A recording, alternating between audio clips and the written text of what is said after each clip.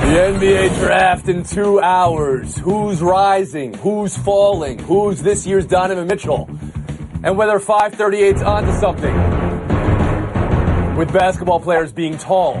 Also, if you ever wondered if a mascot-operated hot dog cannon could hurt you, the answer is yes. Yes. Thanks. Wow.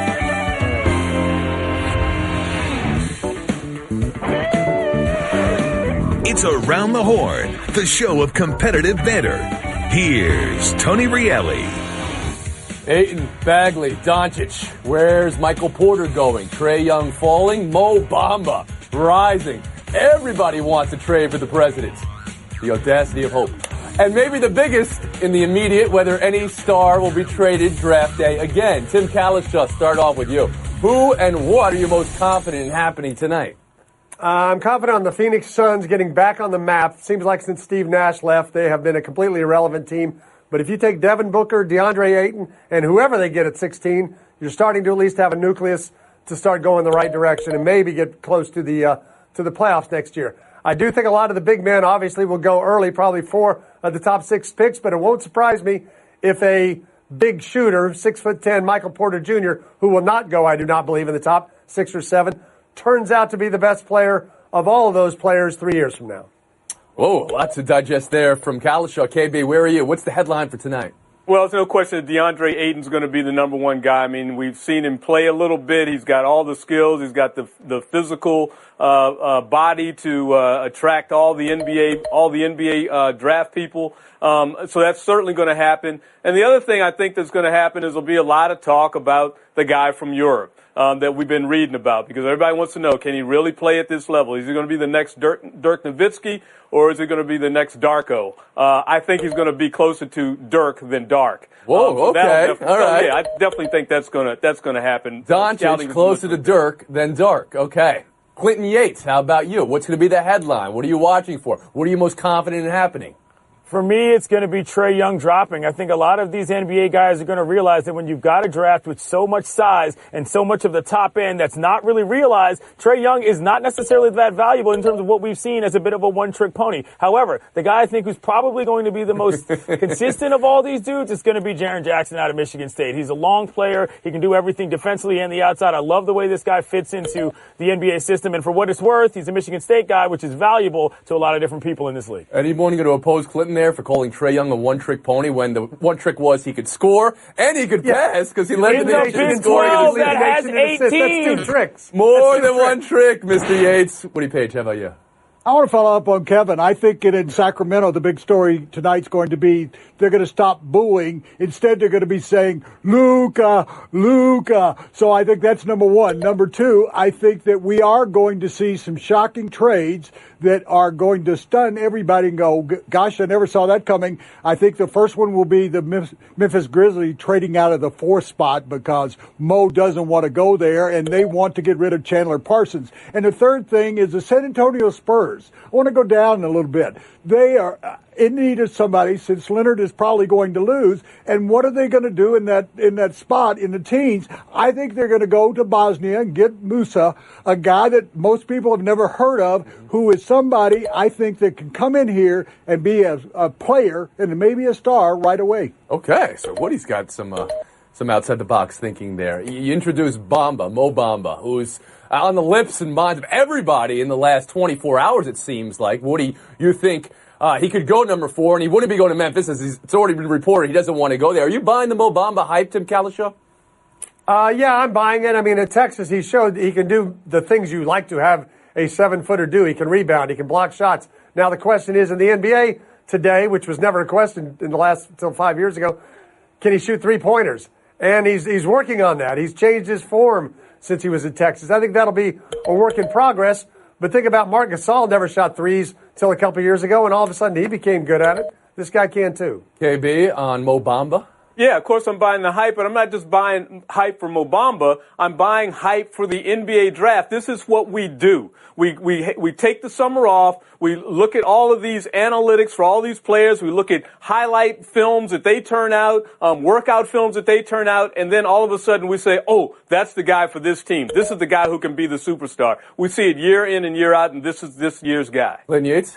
I'm absolutely buying the hype, and I don't even think it's hype. I think it's reasonable projection for a guy with a 7'10" wingspan that's a tremendous defensive player. You want to call him Rudy Gobert, he could turn into a finisher like a Clint Capella, who also went in the first round a little later, of course, a couple of years ago. To me, there's a ton of upside on this, and this isn't hype at all. This is what you're looking for in the NBA draft, is a guy with this kind of potential. It's what everybody's looking for. Memphis might be looking for it, but as you said, Woody, Bamba said, no Memphis me. What's that about? Yeah, I don't know how much leverage he has in that situation, but I agree with everybody else. I mean, I think he's going to live up to the hype because here's a guy that has the defensive fundamentals. And, over the years, we've been looking for defensive centers that can learn to be offensive players. And there have been a lot of 7-foot guys in the league who didn't shoot three-pointers and were pretty successful. I think of Kareem Abdul-Jabbar to begin with and Hakeem Olajuwon. So, yeah, I'm buying. I've looked at those tapes you were talking about, KB, and I'm very impressed. Building off of Woody once again, you mentioned Musa from Bosnia. As a player, you like late lottery or mid-first round. Maybe this year's Donovan Mitchell. I'm not going to put words in your mouth there, Woody, but that's kind of where you walk this down. Is there a Donovan Mitchell in this draft? Tim Calishaw, you want to start us off? I think Donovan Mitchell's name this year is Mikal Bridges, and I'm not saying he's going to shoot and score exactly like the Utah player, but he improved dramatically at Villanova. He'll be a really good defender right away, and he became a good spot-up shooter, scored about 17 points. I think he'll go 9, 10, 11 and be very good this year. KB? I got to go with Keita Bates Diop from Ohio State. Here's a guy who a couple years ago was hurt. He was barely scratching double digits a game, came back healthy last year. The reason Ohio State was even in the mix, averaging almost 20 points a game. He's got that wingspan. He can shoot from the outside. He's like a poorer man's DeAndre Ayton. Okay. I don't know why you would want to be a poor man's anybody, but go ahead. Clinton Yates, how about you? It's Lonnie Walker out of Miami for me. He's got the same level of explosiveness, and I just think he's a very similar player from a style standpoint. Woody Page. A couple of these guys got it half right. It's Bridges, but it's from Michigan State. He's the best player out of Michigan State. That's Miles Bridges, guys. Okay, all right. Last question. Last year we saw Jimmy Butler get traded on draft day, and that would be the most immediate impact you could have by acquiring a star on draft day. Anybody see a possibility? Kawhi Leonard, of course, is out there. Karl Anthony Towns is a rumor for the last couple of weeks. Star be traded tonight, Calishaw? I don't think it'll be one of those big names. I think if we want to call Chandler Parsons a star, former almost star, now a guy with a star contract, I do think that will happen. And Memphis is desperate to do that, and they have the number 4 pick. Hey, that's not a bad price to pay. I wouldn't be surprised to see Toronto deal Kyle Lowry. Okay, wow. All right, Clinton Yates, how about you? Wouldn't be mad to see Bradley Beal go somewhere for the Zardos. His value is never going to be higher. Woody Page. Kevin Love for the 2 first-round picks of the Clippers. All right, we'll talk Kevin Love a little bit. First, I wanted this headline from 538. Can we show this again? This year's draft is going to be tall. Maybe the tallest ever. Any thoughts on tall players as the game moves to smaller ball and away from the rim, Clinton?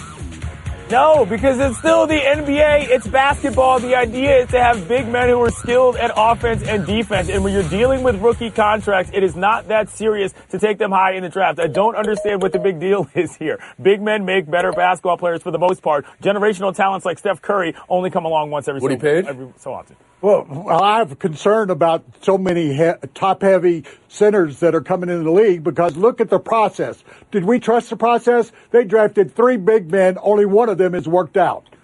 Okay. I mean, they drafted 3 smaller guys, and not every one of them has worked out as well. Cal, how about you? I don't think the NBA is going small. I think the NBA is spreading out. The NBA is going to the perimeter. You still want 6'8", 6'9", and if you can get 6'10" and 6'11" guys who can score out there and defend out there, so much the better. KB. Absolutely. It's not getting smaller. It's getting broader. As Tim just pointed out, people not only want guys who are big and can shoot from outside, but they want guys who are big, athletic enough to guard those other guys to shoot from outside. That's the thing about Mo Bamba we addressed it earlier. He can stand on one 3-point line and block a shot, and another 3-point line with the wingspan he's got. We'll move on.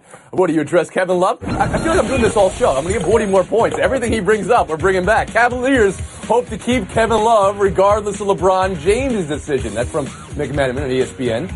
A question here about committing to Love with LeBron as a question mark versus rebuilding. Woody, I think you just suggested you want to see Love traded, but you can go further here. Well, I didn't say I wanted to see him traded. I just think you need to do it now because we know that LeBron's going to leave Cleveland. Really, you're going to build your team around Kevin Love. You start over again. Kevin Love at Minneapolis never got his team to the playoffs. And the other thing about it is he's got 2 years left on his contract. You know he's going to Cleveland. He's going to express his wishes to play for a championship team in the finals again. Mm-hmm. Okay, so you think there's value at least in trading him now and seeing what you could bring in and rebuild. Kalishaw, you agree with that? No, if you're Cleveland, you don't completely pull the plug on LeBron until he has made his announcement. I mean, you never know how these things are going to play out. If these L.A. dreams are going to work out, Cleveland might have more to offer him in terms of players around him. So you definitely hang on to Kevin Love for now. KB? And the other thing is, it's not like he's a horrible player. I mean, we're talking about a guy who's averaging about 17, 18, and close to 10 rebounds a game, and we've just completely overlooked him and forgotten the centerpiece that he was in Minnesota, despite Minnesota's failures to get to the postseason up there. This guy he's still 29 years old. You can build something around him. Clint Yates. Right, they've got a top 10 pick. I don't think this is that big of a deal. And you still got to put butts in the seats if LeBron James goes somewhere. They're going to have to figure out that post-LBJ era, and I think he's a perfectly good star in a place like Cleveland to usher them into that, certainly. You know, that is a jacket that Kevin Love would wear. We've seen him on the runway. Trying, you know what I'm saying? Woody, I feel like everything you said today I've had to take and move forward afterwards. Are we going to break here? Woody, you're headed right. We're going to break. There it is. 16 points a page. Everyone playing catch-up. Let's talk some baseball. Let's talk some baseball. Put it on the board. Yep. Washing my nose, oh yeah. I'm a shower curtain, and I do one thing. Keep water from leaking everywhere. So you see why I feel useless compared to Geico, who does so much more. Like, not only could Geico save you money, but they've been around for over 75 years. And they give you 24/7 access online, over the phone, or on the Geico app. And they've got a 97% customer satisfaction rating. They do all this while I have to listen to this chucklehead. Oh, good, he stopped. Washing my toes. Oh, great, an encore. Geico. Expect great savings and a whole lot more. Buy or sell. Barry Trotz to the Islanders. President and GM Lou Lamoriello making the announcement today. Trotz, the 7th coach in NHL history to leave a team and go elsewhere right after winning the Cup. Clinton, what does it mean for Trotz? What does it mean for the Islanders? What does it mean for the Capitals? 205, 89, and 34. That was Trotz's record in the last 4 seasons, the best in the NHL. So if you're the Islanders, I'm going to take that. As for the Capitals, it's a bummer. You couldn't agree on money, but the deal they would have had to strike would have had them there for the greater part of a decade, which is just not something you see in the NHL that often. I don't blame Ted, but again, Trotz, we love you. You can't take the cup away from us, though. Mm-hmm. Woody Page? It's a real positive for the Islanders who have to move back to old Nassau Coliseum, where I used to cover the ABA. And they're moving into Belmont Park, and Trotz is the perfect name for having an arena at Belmont Park. Okay. And I think it's going to hurt the Capitals a lot. Tim Kalishaw? Well, I don't think it's going to hurt the Capitals a lot. They're not losing Ovechkin. They're losing Barry Trotz. And I don't mean to minimize that. It's unfortunate the way that worked out for them, but they'll be fine. And I think he'll be fine. I didn't know Lou Lamoriello was going to start a new era like he did 25 years ago in New Jersey out on Long Island, but maybe he's going to pull it off. Mm-hmm. Kevin Blackstone. Well, it's great for the Islanders. They get the hottest coach out there right now, a guy coming in with a shiny new ring, and it's great for Barry Trotz because he got the contract he could not get here, which was 5 years worth $5 million each of those. He was only going to get 3 here, so good for him. Nobody thinks he'll regret the move, leaving defending champs where the window of opportunity was closing here. Time to go. It was. Oh, yeah. I mean, that window was so open for the last 10 years. They finally got one, and now it's 4-4. We'll move on. Buy or sell two. MLB had a bad baseball problem. It's only getting worse. Bob Nightingale, USA Today. There are more strikeouts than hits in the entire league for the first time ever. That's what he's drilling down on. Also low batting averages, league on average hitting .245. Woody, buy or sell bad baseball? That's absolutely right. This year, 34% of those at the plate do not touch the baseball and put it in play. They either struck out or they walk or they're hit by the pitch. That is entirely too much time, 3 minutes and 45 seconds between balls being hit into fair play. I think you got to change it. I got 3 answers. Put circles out on the spots where each fielder should be. They can't vary from that and shift. Oh, you get rid of the defensive shift. You think, think the shift's part of this too. Lower the mound by 4 inches as they did during the Bob Gibson era and move it back 5 feet. It won't affect anybody except those throwing out the first pitch. Wow, so those are huge changes. You want to get rid of 60 feet 6 inches as well. Tim Kalishaw, follow up Woody Page. We're not going to have 65 feet 6 inches to home plate. Take that out of the mix. The shift does need to be examined. Sometimes sports have to be saved from themselves. They get overmanaged, overcoached, overanalyzed. Today's baseball teams have 13-man pitching staffs. Everything is about preventing outs, not scoring runs, and they need to get that balance going back the other way. Kevin Blackstone. This has become a pitcher's league. It has become a home run league. Just look at Bryce Harper in the microcosm. He's leading the league in seeing the fewest balls thrown across the plate, while also hitting almost 20 home runs and having a really low batting average. That's the problem. Bryce Harper in the microcosm sounds like they're opening up for Humphreys McGee. It's an amazing name for New Age. Go ahead, Clint Yates, how about you? Woody trying to turn this into RBI baseball on Nintendo back in the day. A great game, by the by. But I don't think this is baseball's major actual problem. It's very inside to say that what's actually happening on the field is the popularity problem. I don't think it's that at all. I still think it's a time thing. I still think it's a personality thing. And that is a larger issue for MLB as a whole than it is just what happens with batted balls and what doesn't go down. I think Woody's trying to recreate Baseball Simulator 10,000 when he's got next thing you know, you have players throwing fireballs on the plate. I like this, Woody Page. Baseball. Connected to this, let's talk about the home run derby, because right now Aaron Judge, Mookie Betts, JD Martinez, Mike Trout all know the campaign for Ichiro, which is fun. Seems like it's not totally getting there. Buy or sell Ichi for derby, Tim? I'm going to sell it, and it's not a shot at Ichiro. I know he could put a few balls in the seats, but I don't think they need to gimmick it up. I think they need to get the best players, the best power hitters to perform in it, and make the best of it you can. KB? I say put Ichiro in it. He's due. He's hit about 6 home runs in the past four seasons. Put him in there. He's always launching balls in. He's not even playing this season anymore. He's always putting the ball into the stands in batting practice, so why not? See why?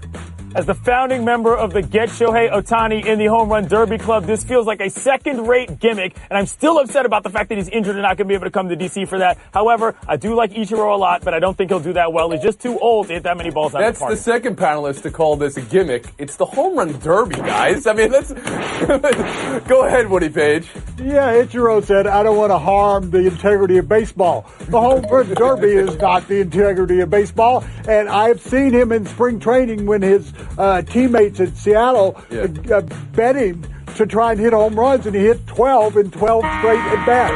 I want to see him. What a great idea. You know what? I mean, if we just said that hitters are out and pitchers are in, why don't we alternate Home Run Derby one year and having a pitcher's derby the next year?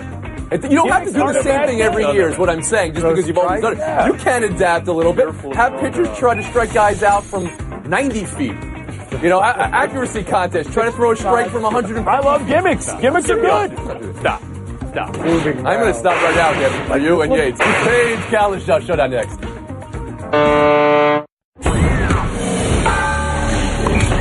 Kalishaw Showdown.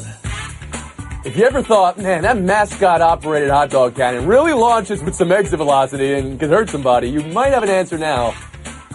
Phillies fan injured by Fanatics flying hot dog. Miss Kathy McVeigh says she has a hematoma in her eye. But she also said if people got a laugh out of it, then I guess it was worth it. And she won't sue the team. Phillies called her and apologized and said the Fanatic feels terrible. Woody, is she the best Phillies fan ever? No, she's a good fan, but the Fanatic who's in that video is the greatest fan of all time, best mascot in the league. And there's an old adage in baseball, keep your eye on the ball. No, keep it on the dog. She's a good fan. She might be one of the best fans they have. All I can tell you is there's a panelist who shall remain nameless trying to catch a T-shirt out of one of those cannons for his son a few years back, sprained a finger. Those things come at you pretty fast. You better look around or you might miss a finger. Yes. All right. Thank you very much, Ferris Bueller. Point off for Kalishaw. Point for Woody Page. Showdown 2. Jimmy Garoppolo struggling at 49ers minicamp. That's the headline in the Santa Rosa Press-Democrat. And Richard Sherman saying he found a tell in his new teammate, the way Garoppolo puts his hand on the ball and takes it off the ball. Either of those things happening in June mean anything for Garoppolo going forward, Tim?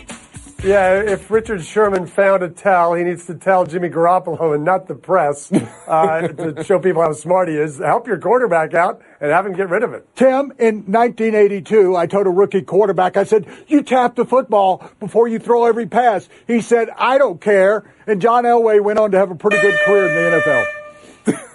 Good answer from both you guys. We'll make this interesting going into Showdown 3. This happened at NHL's award ceremony. Best defensive forward. It's Kopitar. It's a magician revealing it. And the revelation is the trick didn't exactly get the photo right. What was worse for the magician, Woody? Messing up the trick or getting snubbed on the handshake there? You have one job and one job only. That's to get this little card trick made right. You'll never work in Vegas on the Strip in the main room ever again.